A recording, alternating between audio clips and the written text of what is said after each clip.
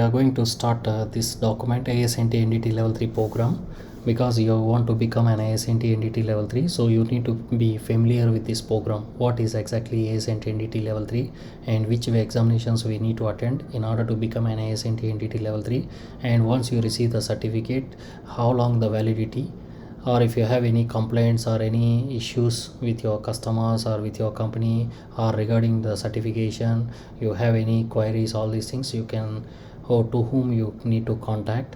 So all those information they given clearly in this program. And sometime you for example you fail in basic examination, so what will be the next step, how long you need to wait for your re-examination. Suppose you failed multiple times, so how many attempts they will allow in a single calendar year. So these are the information, so they given in this document. Okay, so this document title is a CP ASNT-1D. So previously it is 1C, now recently they updated this one. So if you look at the document in the PDF format, so they clearly mention this one is a May 2020 they updated. So that's why they changed this one C to D. So D is nothing but the latest revision. Okay, so ASNT stands for the American Society for Non-Destructive Testing.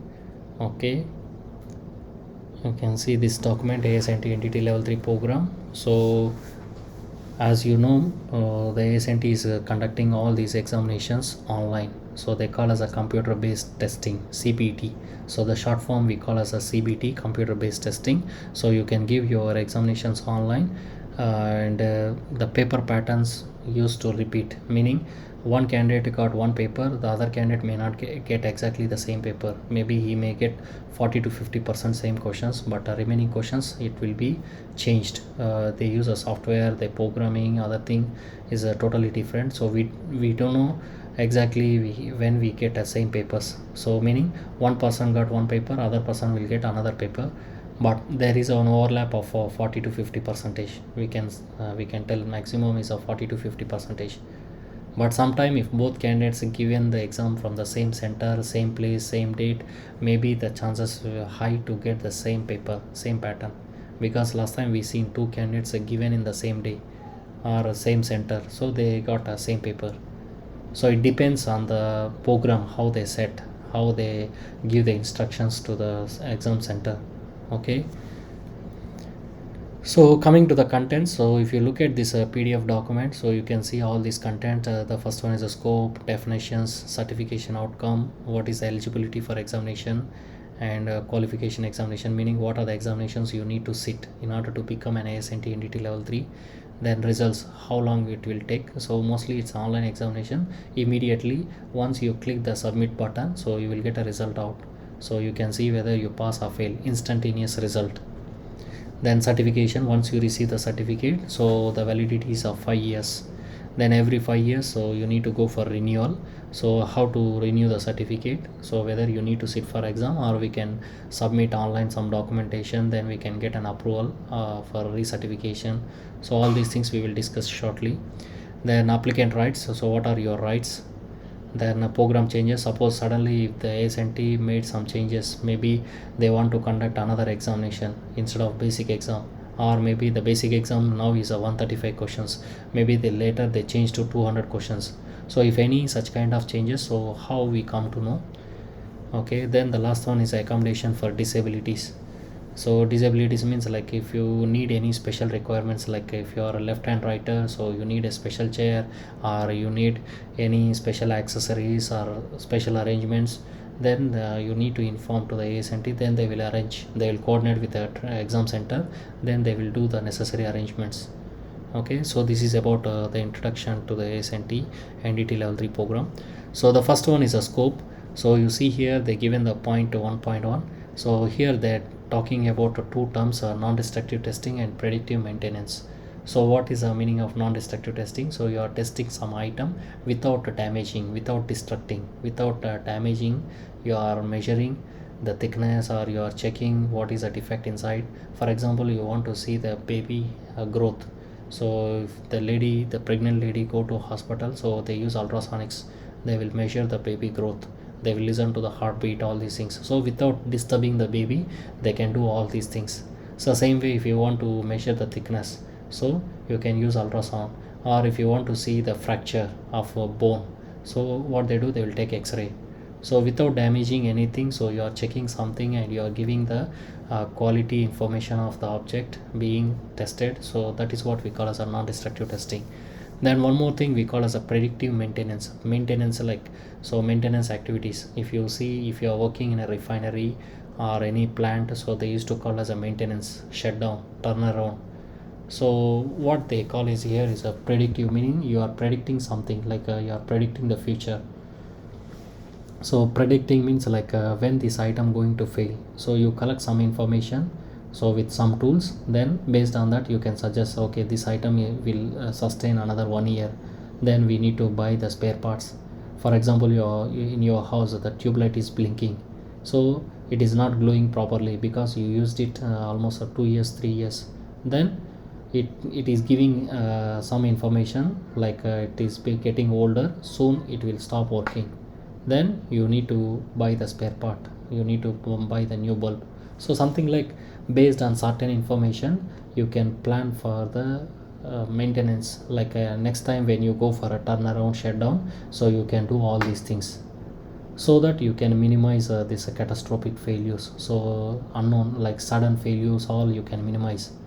So that's what, like if you suddenly stop one running plant, every day you lose millions of dollars.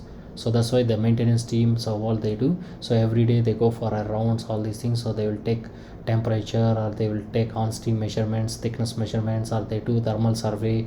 So all those things they do, and they collect some information. Sometimes they do vibrational measurements, all those things. Then they will assess the condition, then they will plan accordingly for the replacement or maybe the repairs, all those things. So that's what we call as a predictive maintenance. So when compared to NDT, so you know RT, UT, MTPT, these are all coming under NDT. But when it comes to PDM, so like thermography, acoustic emission, then vibration analysis, oil analysis, some of the techniques they covered under PDM, predictive maintenance. So those maintenance people, so they use these techniques. Like for example, if you want to know the temperature of the pressure vessel, so you can use a thermal camera, infrared camera, then you can capture and you can suggest, so whether any insulation problem or anything leaking, all these things, then accordingly you can plan your maintenance activity. So that's what here ASNT is conducting the level 3 examinations for both NDT methods as well as the PDM methods. So but most of the time in the market, many candidates used to take only ASNT NDT level 3s. PDM level 3 not having that much demand, because those PDM methods are normally the maintenance people, the construction companies, like you fabricated this vessel or you constructed the pipeline, all those things, like the same company, they will arrange the technicians and they will do all the maintenance activities. So that's why we won't see like a specialist NDT people in that sector. So mostly the maintenance companies or the other EPC contractors, all they will take care of all those methods.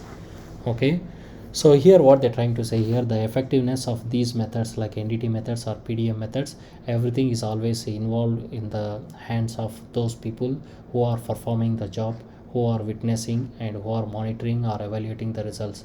Meaning if you go to site, you can see the level 2 technicians or level 1 technicians who is performing the actual job. So they are taking radiography, they are doing UT, they are doing MPI, or they are doing phased array. So like those people, they want to declare wrong information. For example, they got a crack, but they don't want to inform to the management, so they say acceptable, then they give a okay report. So what will happen, so the results will compromise, so later maybe the item will leads to failure.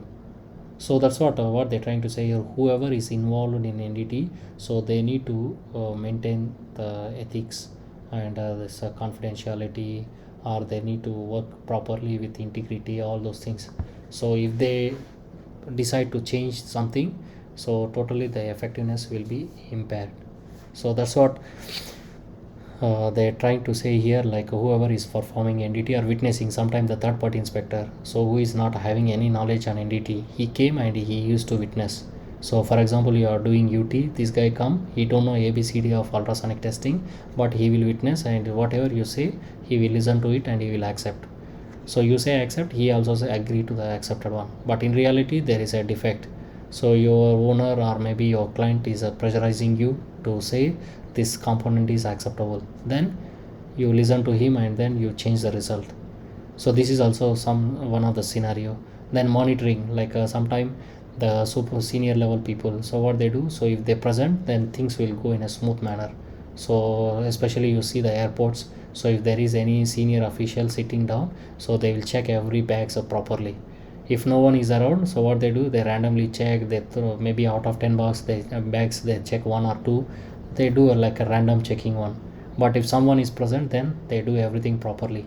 Especially in NDT, why this is so important, because if you receive 100 components, you tested 10, so 10 are okay, then the operator will get a mindset saying that okay, all the remaining 90 also may be without defects. So what he do, he try to finish them faster. Sometime without doing the inspection, he will accept all 100, or sometime he may check another 10 or 20, then he will accept all the remaining things. So these things may happen. So that's why every job is a critical job, every job is important, because the customer is paying to you, so you need to perform your job properly. So this one also one scenario for monitoring wise. Then coming to the evaluation, so sometime what we do, so we just do the testing, we take radiograph, then we pass to the client. So you say reject, but the client don't want to reject it. So the client side, the operator or maybe client side representative, he say acceptable, he don't want to do repair because of additional cost, all those things. So sometime what he do, he will change the result. So sometimes supervisor maybe collect the information, he say the component is rejectable, then he will inform to the owner rejectable, but the owner convince him with something. So maybe he say okay, he will offer some money, or maybe he will do some entertainment, all these things, then they close the case. So the technician knows okay, this one is a rejected, but at the end, so the report went out as a okay report, because your NDT company owner, the client, they have a good relationship, so they talk to each other in a bar, restaurant, other places, then they will accept the component. So that's what they are trying to emphasize, the importance of NDT. Then they are trying to say here, so whoever is involved in NDT, whether they're performing the job, or whether they're witnessing, or whether they're monitoring, supervising, or evaluating, so they need to have a good knowledge on the NDT methods. So that's what here they're saying. So their specific job requires appropriate knowledge of the technical principles underlying the test what they are doing. So for example, you go for witnessing some of the items, like maybe welded items. So if you are not much familiar with that particular welding, so what you do in the very beginning, so you try to learn something, or you collect some information from the senior technicians or the thing. Then next time when you go for the second job similar type, so you are well versed in that concept. But sometimes you are lazy, you don't want to listen to all those stories, and then what you do, so you just go and do something, and you accept all the components. So even though there is no welding, you say welded, accepted. So these are the things will happen. So that's why what they're trying to say here, so you need to train them appropriately, so you need to have some qualification and certification. Sometime especially the senior technicians, they used to argue with a third party inspector, or sometimes they used to argue with the owners also, because the owner asks them to give a okay report, but these guys say there is a crack, I don't want to accept. So if you bring any level 3 or any technical personnel, I will show them crack clearly, so they will challenge also. So that's what you need to have a certification in your hand. Why this guy do that kind of challenges, all these things, because he went through some trainings, and he is having some experience, and he's having some good education background, so he has of experience, so which makes him to be more confident on the area. So that's what they're trying to say here. Whoever is involved in NDT, so they need to go through some qualification process, meaning they need to sit some trainings, or they need to go for some practical exams, all these things, or at the end they need to have some level 1 certificate or level 2 certificate, so that people can easily get convinced. So if you are from the owner side, you have some level 2 certificate like PCN level 2 or in-house level 2, then you talk to the technician, so he will listen to it. Sometimes you don't know anything, no certificate, nothing, because you are the son to the owner, so you just come and you say something, maybe this guy have a chance to argue on that part, because you do not have any technical qualification. So something like the importance of qualification, the importance of training experience, so they try to emphasize here. So that's what, so we need to be familiar with all the principles underlying those NDT methods, so before you assign to that job. Okay, that's what they're saying, entire effectiveness. So whether the job done properly or not, whether the results are good or not, so everything depends on these people, so who went through thorough trainings and experiences, and some examinations. So sometimes you see the owner side, they don't have any certificate, but they have years of experience. They used to witness many entity technicians. So that's what they need. Okay, that's why nowadays if you see the big companies, they are conducting the mock-up test, especially for UT technicians. Then if they qualified to that mock-up test, then they allow them to do the project.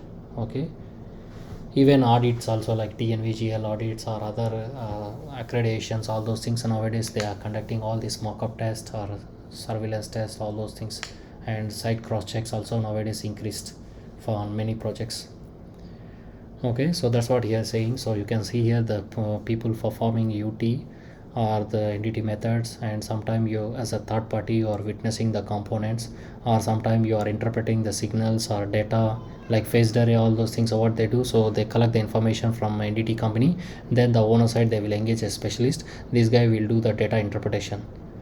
Okay, so all these people, so they need to stick to the requirements, and they need to say yes means yes or no means no. So that's what they are saying, the effectiveness is lying in the hands of these people.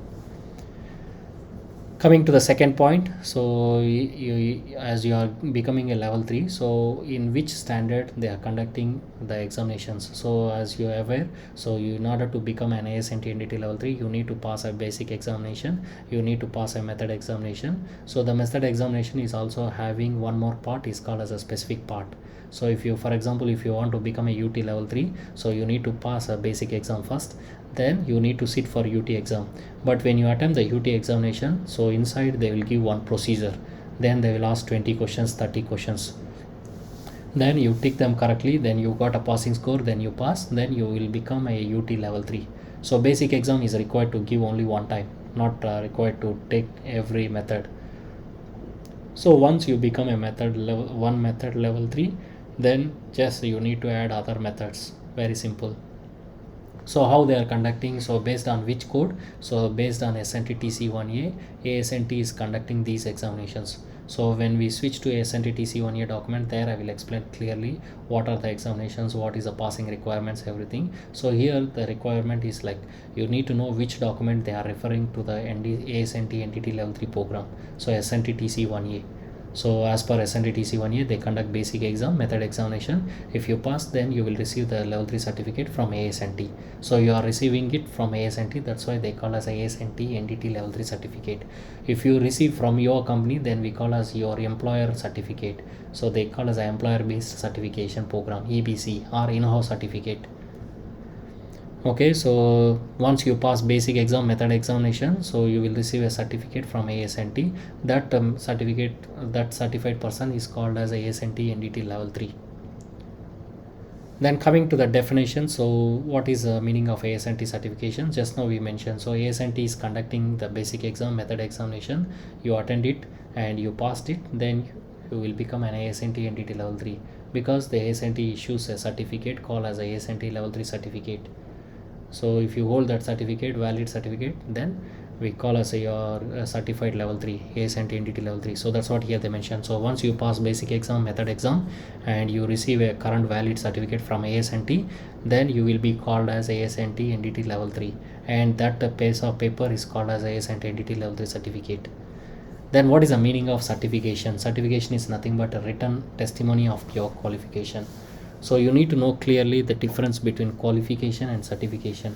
So for example, if I say I'm a master degree holder, I'm a qualified bachelor of engineer, or qualified driver, I'm a qualified doctor. So when you relate to something like you're qualified means you went through some training, some practical examination, theory examinations, then you achieve something. Last time you don't know how to do UT, now you went for a thorough training, then you given the practical exam, then you pass all the tests, then you receive the certificate. So last time you don't know anything, now you acquire knowledge, skill, you can do independently UT, all these things. This whole process we call as a qualification process. So once you say I'm a qualified UT technician, so we can ask for the evidence. So what is the evidence? Evidence is nothing but your certificate, level 2 certificate. So when I say I'm a qualified level 3, I'm a qualified to a higher level of entity qualification, so my qualification is level 3. So then you can ask me what is the proof, then I will show my level 3 certificate. Certificate is nothing but a piece of paper showing the evidence. So that is what we call as a certificate. Qualification is nothing but it is a long process, so where you went for some training, examinations, then you acquire the skills, knowledge, all those things, then you will be qualified to certain level of certain level of entity like level 1 or level 2, level 3. Then the whole process is called as a qualification process.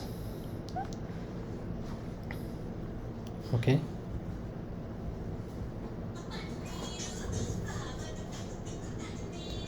Then coming to the employer, so employer means a boss, like who is paying money to you, to your services. So that party is called as a employer.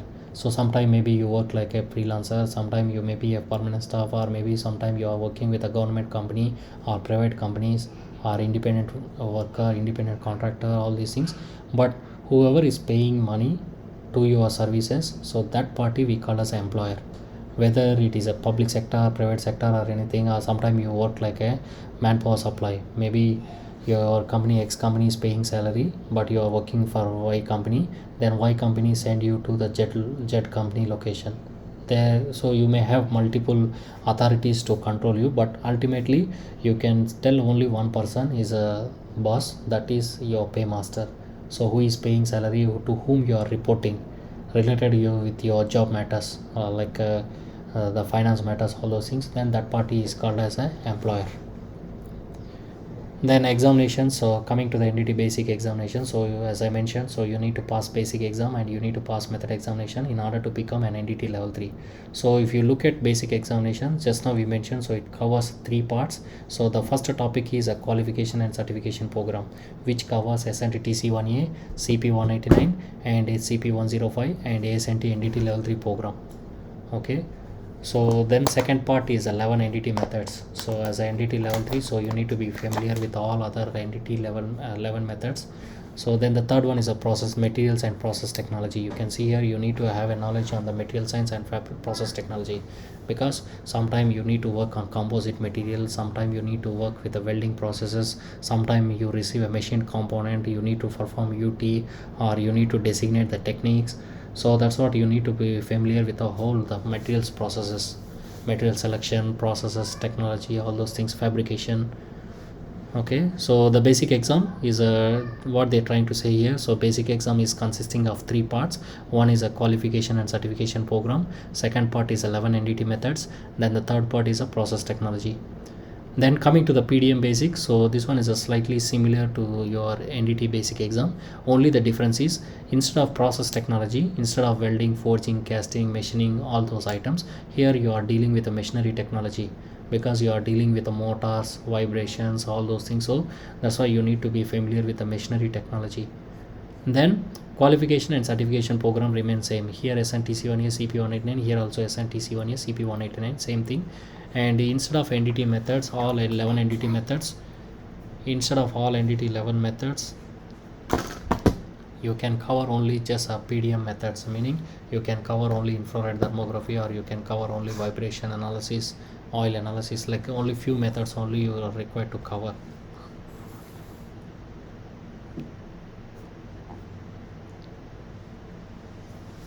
Okay, so then coming to the other definitions. So method examination, so just now we mentioned, so in order to become an ASNT NDT level 3, so you need to pass the method examination as well. For example, you want to become a PT level 3, so you need to pass a PT exam, PT method exam. Okay, so what they cover in the PT exam, so they will cover the principles of penetrant testing, theory, techniques like fluorescent testing, visible technique, so all those techniques. Then applications also, where you are applying the penetrant testing. So the method examination covers these areas. Then specific exam is nothing but, specific means more specific to the customer requirement. Like for example, you want to buy a laptop, so if you go to a shop, so what they do, so they will offer you the standard one, like 1 terabyte hard disk or 8 GB RAM, but you don't want to use 8 GB, you want to use a 16 GB, then you specify your exact requirements. So that is what we call as a customer specifications, client specification. So for example, you see regular jobs you are doing as per your procedures, but you got a new client from Europe side, or maybe from Asian countryside. So this guy asking some additional things, So then you call as that one as a customer specification. So customer specification means you are following exactly some procedures or some requirements. Like for example, PT, they will ask you to follow only use only Magnaflux chemicals, or they ask you to use only this technique. So like any special requirements you are following with a certain equipments or techniques or procedures, then that examination is called as a specific examination. So here the specific examination, so mostly what we do, so we will conduct it like a open book examination. So you have an approved procedure in your hand, so based on that we can conduct an examination. So that examination is called as a specific examination. Even ASNT also giving one procedure, then they will ask few questions from that. So it is like a open book examination. Okay, then coming to the experience, so as long as you got something in NDT, so we call as a experience. If you refer to SNTTC 1A, they say experience is nothing but you work under qualified supervision, meaning you work under level 2 or level 3, then you can claim experience.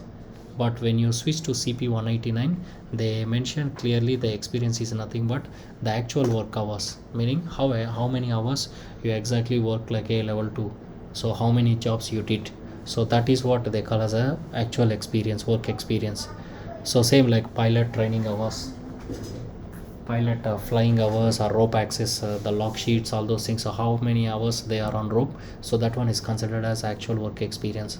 So CP 189, they have a strong meaning for experience, but when you see SNTTC 1A, they just say you need to work under a qualified supervisor.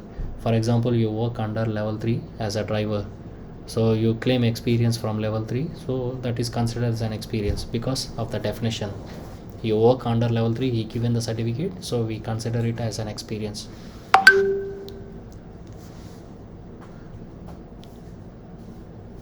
Then coming to the qualification, so just now we mentioned the process of getting the skill and knowledge. So to you are sitting for some training and examination, all these things, you are gaining some experience, then you become like a level 2 or level 3. So that whole process is called as a qualification. Here they say demonstrated skill and demonstrated knowledge. Demonstrated skill means like you pass your practical examination, you pass this exam, so that is what we call as a demonstrated skill. Then demonstrated knowledge, meaning you pass theory papers. So last time your knowledge is less, now your knowledge is improved, so that is what we call as a demonstrated knowledge. So you can compare your education programs, also same thing. So you attend all the classroom trainings, everything, then you pass your theory exams, laboratory exam, then you become a certified level 2 or level 3, or you get your academic certificate. So all those things. Then coming to the recertification, so just now we mentioned, so the certificate is valid for 5 years. So once you get a certificate from ASNT, every 5 years you need to do a renewal. So what are the things required, so shortly they will explain we explain inside. Okay, so then recommended practice number SNTTC 1A, so this one is nothing but one document. So in order to qualify and certify your technician, for example, you just registered a new company, NDT company, then next month you want to recruit some staff, then those people not having any NDT knowledge or any NDT background, so how you train them and how you conduct the examination, then after how many months you will conduct the examinations. So when they pass, then which certificate you can issue, then how you monitor the certificates, how you monitor their technical performance. So all those things you need to refer some document, meaning you need to have some document in your company. So that is what we call as a written practice. So how I prepare this document, so you can follow this recommended practice SNTTC 1A. So based on this document you can prepare your company written practice, nothing but a piece of paper, a document, so which clearly states like how many hours you need to train, what are the examinations you need to conduct, when you can issue the certificate, then when you terminate, when you suspend, when you reinstate, when you renew the certificate. So all those things they clearly explained under SNTTC 1A. So why this document comes into picture, because they want to help the companies to develop this procedure. So that is what we call as a written practice. Practice means you are practicing something by following someone, like doctors, if you see the doctors, so they will do a practice. Lawyers, if you have a famous lawyer, so this junior lawyer will join under him, then he learn the concepts. So that is what we call as a practice. So without taking some amount or without delaying, meaning without spending any extra amounts. So you are just following someone, then you are gaining some experience. So that is what here we call as a recommended practice, SNTTC1A. They are just giving the recommended guidelines. They just tell you the guidelines, what to do, what not to do. Then you can follow it and you can prepare your own procedure. That procedure we call as a written practice. Okay, so that is what this SNTTC1A. Then training. So just now you are in the class, this is called organized training. So we clearly mention what is the class, what is the topic we are discussing, and how much syllabus we cover. So all those things, so that is what we call as organized program. So an organized program to get knowledge and skill. So knowledge here is nothing but, so you are learning new topics like SNTC1A, CP189, acoustic emission, all the things. So your skill is getting in, your knowledge is improved. Then skill means last time you are not sure whether you pass the test. Now after attending this class, so when you give the practice papers, all these things, maybe you get a confidence level, so you can pass the easily the examination. Then you become a certified level 3, meaning you pass the test means you acquired the required skill. So later when you become a level 3, you can draft written practice or you can draft procedures, all those things. So that's what we say, like these training programs, the main intention is to impart the knowledge, required knowledge and the skill. Same like PCN level 2 technician. So what they do, before joining the institute, he don't know anything about UT. Then he attend the theory classes, everything. Then he attend the mock-ups, practicals, all those things. Then once he pass the test, then he will get the certificate. Then after, he can do everything independently on his own, because his knowledge is increased and his skill also increased. Last time he is afraid of doing UT. Now he become an experienced UT technician. So that is what we call as a training program. Okay, so coming to the certification outcome. So once you become an ASNT NDT level 3, so your knowledge level is improved, your skills also improved. So then you can prepare NDT procedures, you can prepare written practice, you can give a training, you can conduct the examinations. So you can interpret the customer specification. For example, you receive a new job, so the customer requirements are different. For example, Japanese customer, so he gives Japanese standard, he asks us to prepare a new procedure. Then you can understand all the code standards, like everything. Then you can prepare according to the requirements. Okay, then as an NDT level 3, so you can conduct and directing the training and examination. So when you do not have too much work, so what your boss will ask you to train other staff, maybe your staff sitting ideally. For example, you see the corona situation, so when you are sitting ideally at home, so what the boss will ask, so can you arrange online class for our staff, so refresher courses, all those things, or sometimes new technicians or new courses. So you need to do all those things. So you can conduct the course, you can conduct the examinations, you can issue the certificate, you can qualify them, you can certify them. So qualifying them means just you can cover all this paperwork, everything. Certification means you issue a level 2 certificate, then we call as a certified candidate.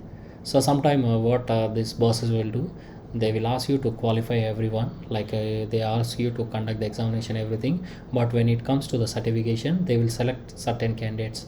So they'll say out of 10 candidates, only issue 2% certificate, who are very close to the bosses.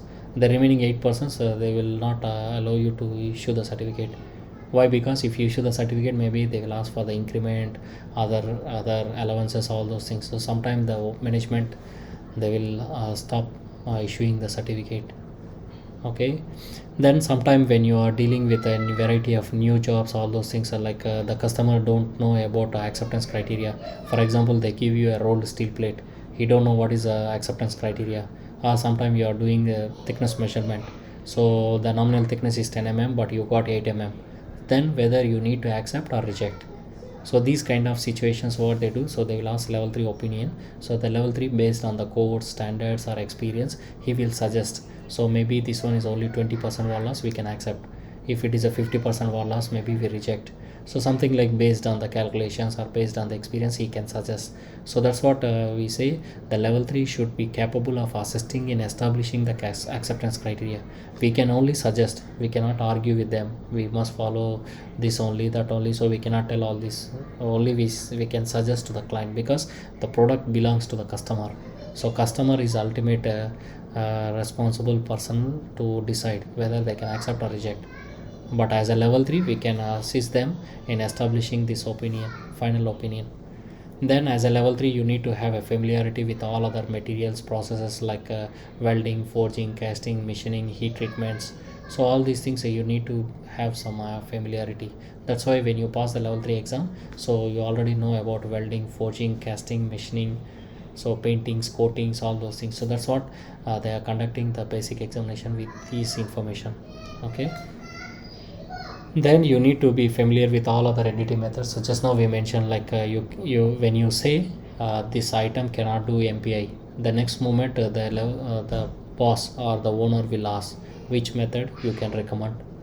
So sometimes you can say eddy current, or sometimes you can suggest acoustic emission. So you need to have some experience, some idea, then only you can suggest as a level 3. So that's what the expectation from the customers. So that's why in the examination they cover the 11 entity methods. Okay, then coming to the third point, so PDM level 3 also same, but instead of entity methods, here we are just covering only the PDM maintenance methods.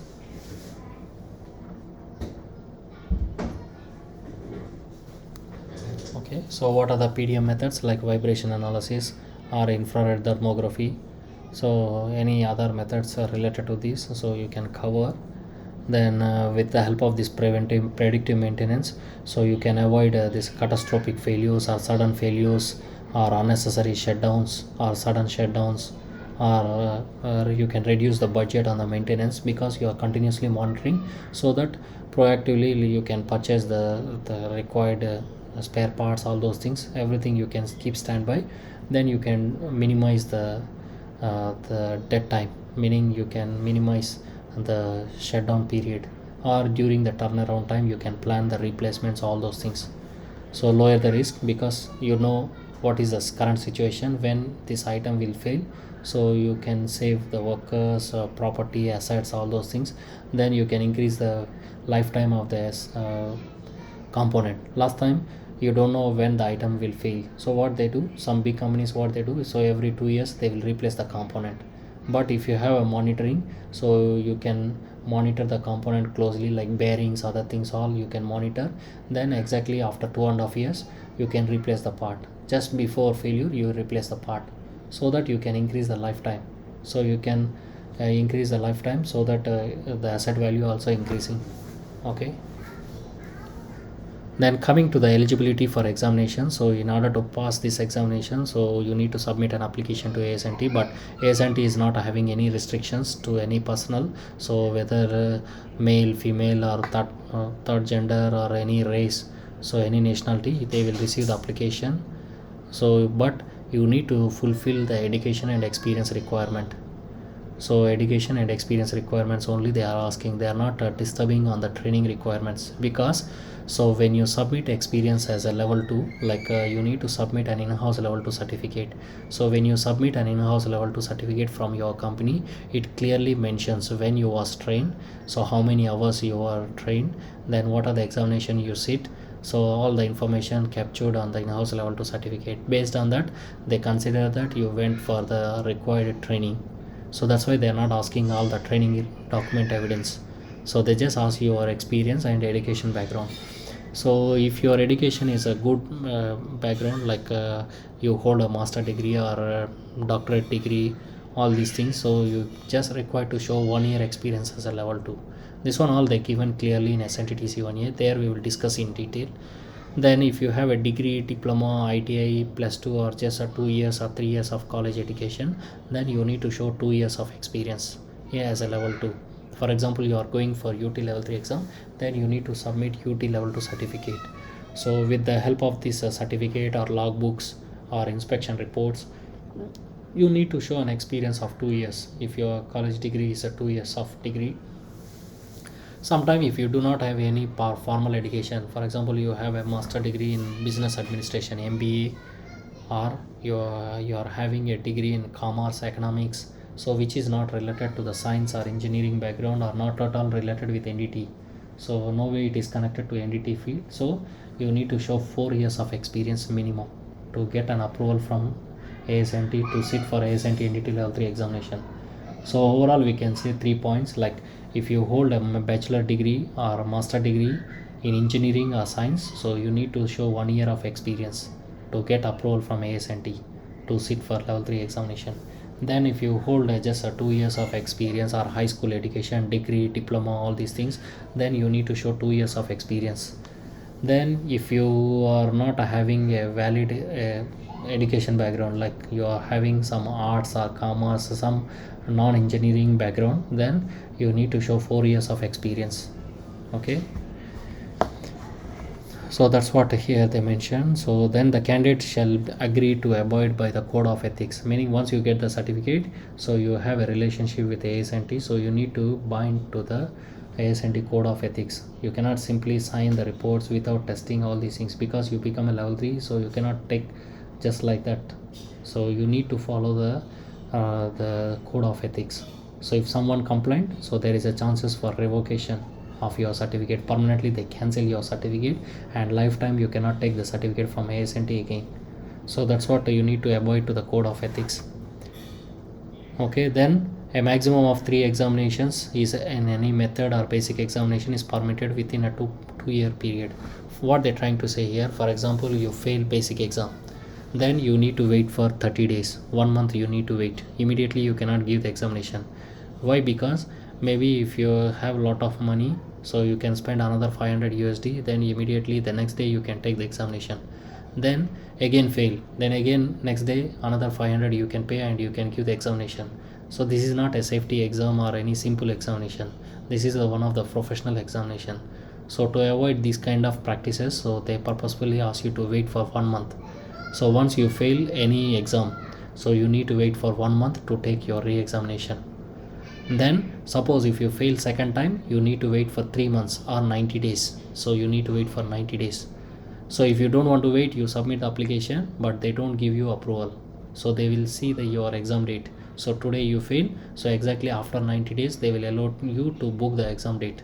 So they will do automatic settings, everything. So you try to apply, so you will not get appointment. Then if you fail the third attempt, then you need to wait for 1 year. So when you waiting for 1 year, right, sometime what we'll do, so maybe you wait for 6 months, then you apply second time. Then you fail again, then you want to apply one more time. So something like, so you are giving 3 attempts, but you need to finish only 3 examinations within a 2 years period. So meaning they are not giving many chances. So you fail many times, you can see many papers, and there is a higher chance to pass the examination easily. So you can collect lot of questions, all these things. So to avoid all these things, what they're trying to say, so you can take only 3 examinations of any method or basic examination in 2 years of period. Meaning basic exam you can only attempt 3 times in 2 years period. Okay, you fail first time, you need to wait for 30 days. You fail second time, 90 days minimum. Then you fail third time, you need to wait for at least 1 year period.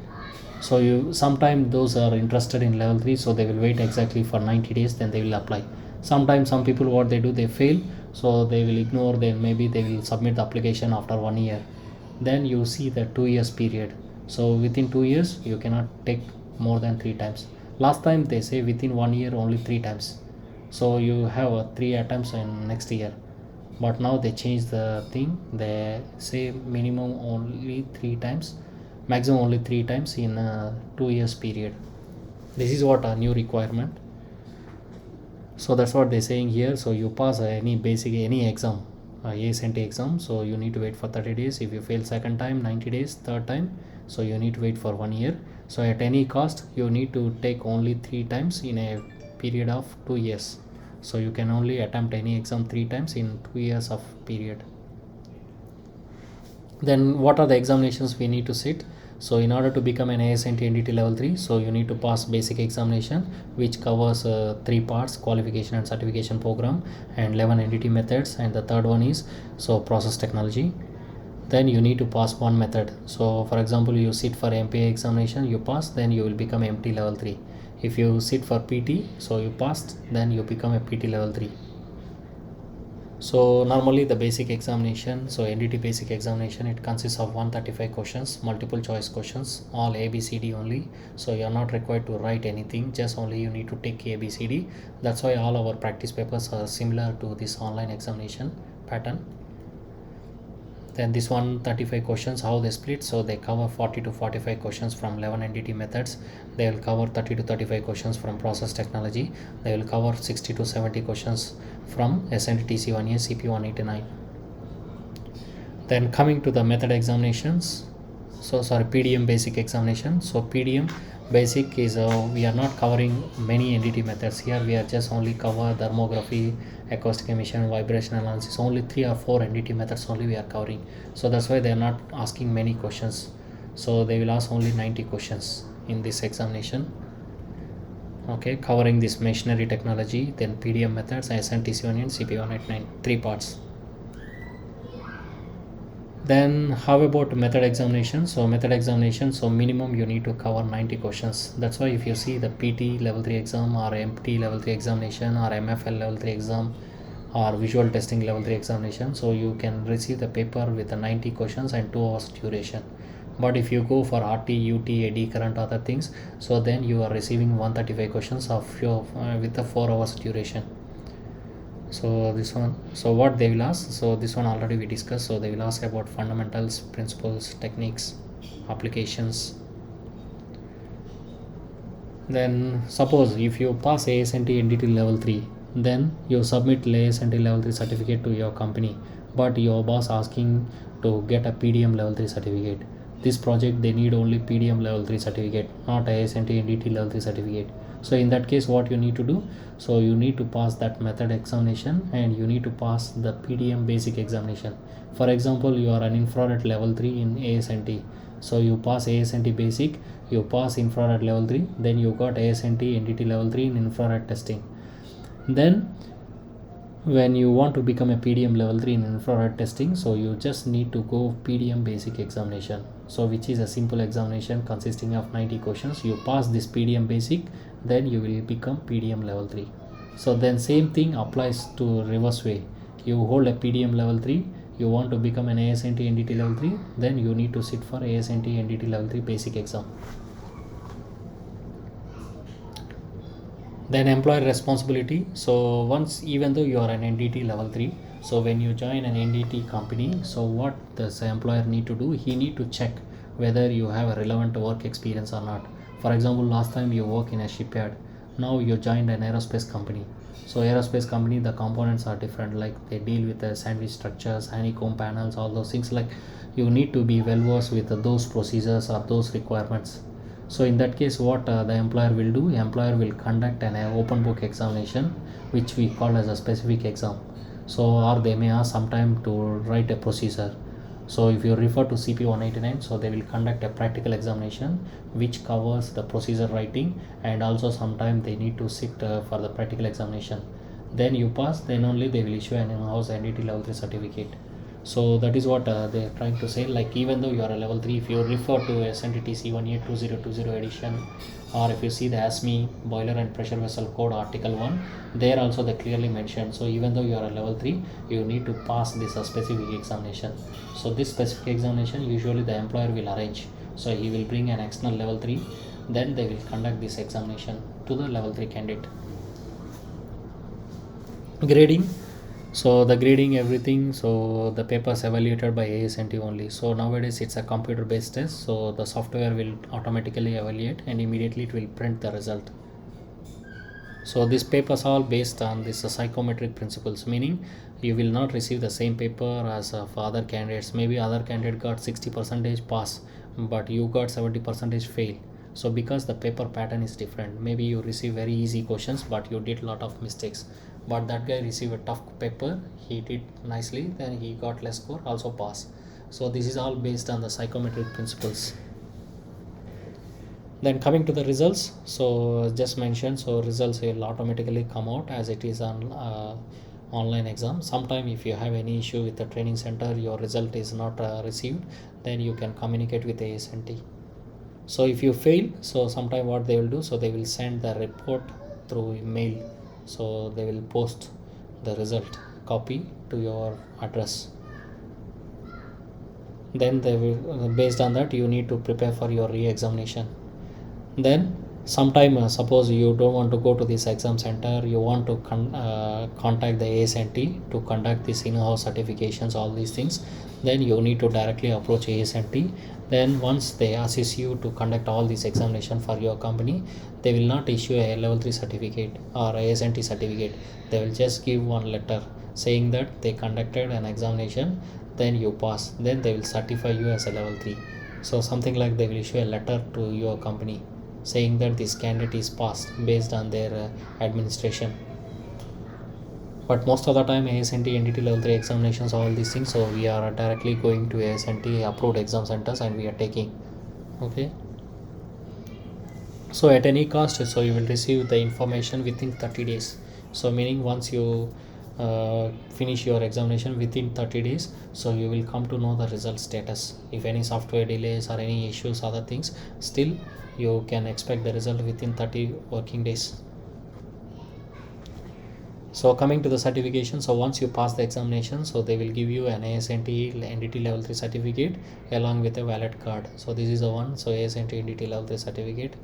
Then here if you look at here, so they just mention month and year. 1-17 means January 2017, so 3-16 means March 2016. But how about the expiry date? So when they mention just a month, so you just take the last working day of the last day of the month. For example, if they mention May, so you can consider it as May 31st is the last date of expiry. Then they will give you this card, valid card. Okay, you can see here, so has met the established and published requirements of certification by ASNT. But here they didn't mention any ASNT TC1A.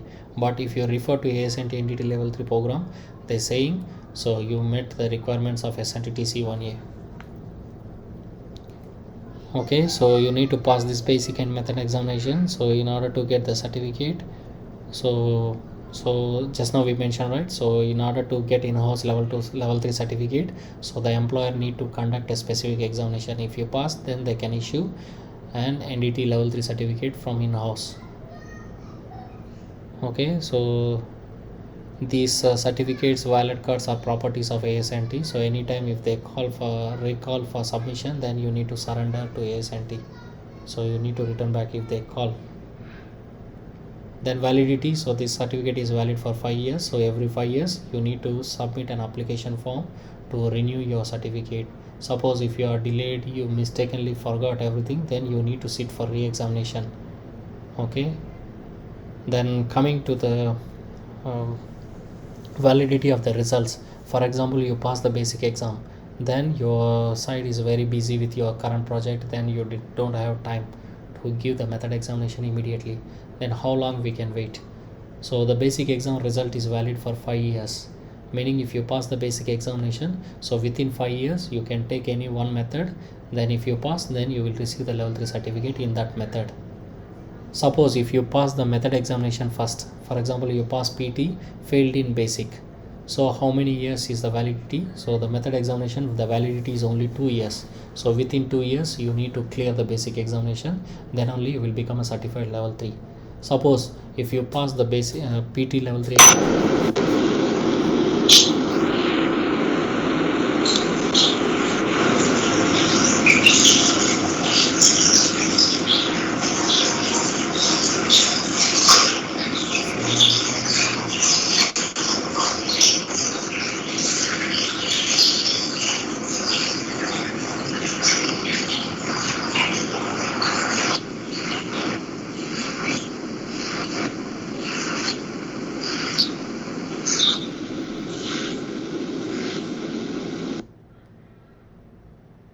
okay, sorry for the noise.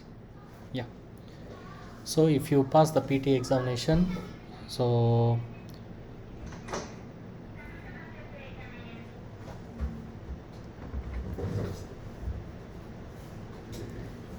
just a minute.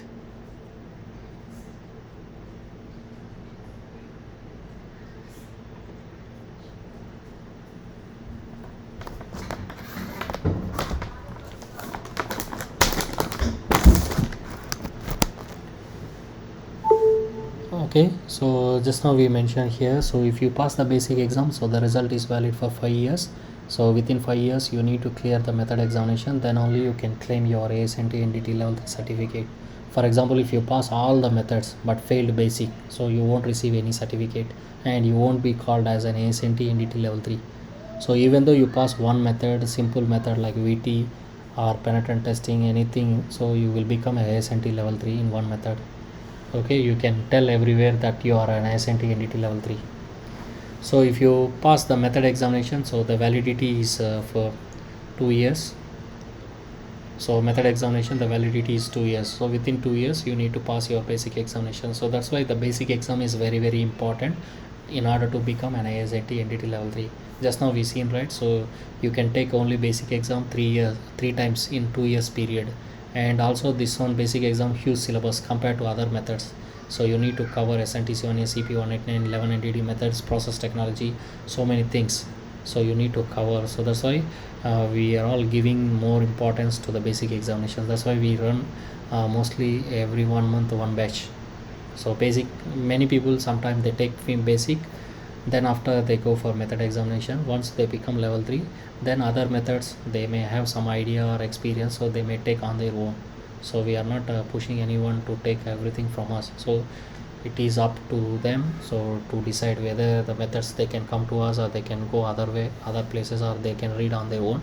But basic examination, it is recommended to follow the patterns, because so we can suggest like what type of questions will come in the examination, what is the syllabus, how exactly we need to read.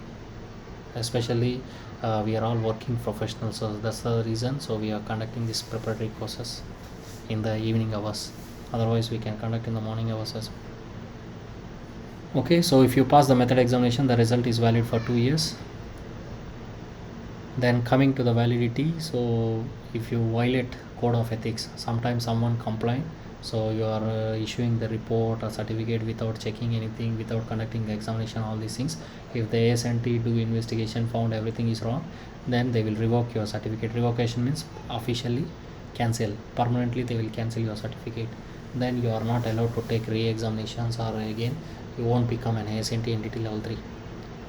So one such case is a PCN certification. So we heard about NDT International, so the certificates will become revoked by BA NDT, meaning those people, those management level people, so they will not become PCN level 3 again, and even their ASNT level 3 certificate also revoked. Then recertification, so every 5 years you need to renew your certificate, because every 5 years you need to show some evidences saying that you are in the NDT field, not in the fish market. So you are doing NDT regularly, so you submit all the documentation, you can renew your certificate. Suppose if you are not in the NDT field, maybe you forgot most of the things, you don't want to renew with the documentation, then you can go for re-examination, so you can sit for examination again. But if you are in the same field, so if you have enough points, like you attend some courses, or maybe you conducted some trainings, then you publish some papers in research articles, all those things, like you can get the points. In addition to that, you may have a welding inspector certificate, APA certificate, all these things, you can show the points. And if you maintain the membership with ASNT for 5 years, you will get 5 points. So likewise you can collect all the points, for around 25 points is required to renew your certificate. Okay, if missed to submit all this documentation, so you forgot to submit your application, everything, your certificate expired, then no choice, you need to sit for re-examination. So if you fail by mistake, if you fail in this examination, so you are no more level 3, because you fail means so you come back to 0. So that's why almost 99% of people, what they do, so they will submit application for renewal application by point system. So they will show all the points, everything, then they will renew the certificate. Okay, otherwise fail means so you are becoming 0, then again you need to start reading, then you need to pass again the basic exam. I think basic examination they not required, only method examination you need to take again. Basic exam is like a lifetime validity. Then applicants right, so if someone complained on you with the evidences, all those things, then the ASNT will take some actions also. So that's why like if you have any appeals or any complaints or any disputes, so you can check with directly AS&T, because sometimes your old employer is not happy with you performance, maybe he complained to AS&T. So old employer, maybe you have some dispute, personal dispute or some other issues, then he complained to AS&T, then he is saying like you did some Alibaba jobs or other things, then you can appeal, you can show the evidences saying that this guy is intentionally doing some wrong complaints, all these things. So you can communicate, you can keep your certificate alive. So that's what they're saying, like you can always have this appeals complaints concept. Okay, so as long as you maintain the integrity, ethics, honest, everything, so your certificate remain valid. Then confidentiality, so during this investigation, so the AS&T will not disclose all this information to any other parties, or even when you submit your application, they don't reveal this information to outside. So nowadays you see the Data Protection Act, so Europe side all they implementing strictly this data policy, so you are not supposed to leak the information to other parties. So security breaches, all those things they minimize. So here also same thing, so they will keep all the information confidential. Okay, if you tell to everyone, so then this will not be like a confidentiality. Okay, like this so thief, so when the police interrogate the thief, so this guy never explain anything, so likewise confidentiality information. So program changes, so if they made changes, any changes in the examination patterns, like instead of 135 questions they conducting 200 questions, or instead of 2 hours exam they increase to 3 hours, or any changes in the program, the additional requirements, all those things, so you can check from this latest editions, like every 1 month, so they will release this publication, so they call us a materials evolution. So this magazine, so you can check for the latest information from AS&T, and also you can look at their website. So in the website also they will update time to time. Okay, then coming to the last point is accommodation for disabilities. So the AS&T will make appropriate accommodations, so those persons required any special arrangements like a special wheelchair or any special arrangements, then you can write to AS&T technical service department in advance. So because if you inform, then they will talk to the examination center, then they will make the special arrangements. So something like this. Okay, that's it. So with this we completed this document.